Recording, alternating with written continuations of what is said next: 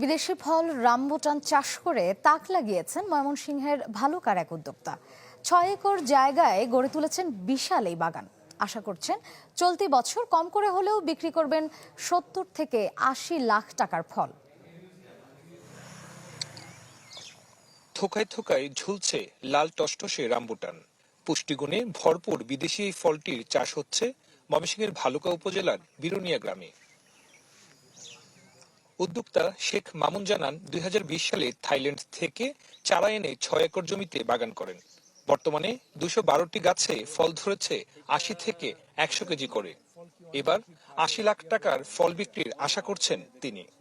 আমাদের দেশে এই ফলটা ব্যাপকভাবে উৎপাদন হবে, তখন কিন্তু আমার দেশের অর্থ আমার দেশে থেকে যাবে। আর আমাদের চাহিদা পুরা হয়ে যাওয়ার পরে যদি আমরা এই ফলটা এক্সপোর্ট করতে পারি, তাহলে কিন্তু আমরা বৈদেশিক মুদ্রা আমরা অর্জন করতে পারবো। রামবুটানের চাষ পদ্ধতি জানতে দূর দূরান্ত থেকে বাগানটিতে আসছেন আগ্রহীরা।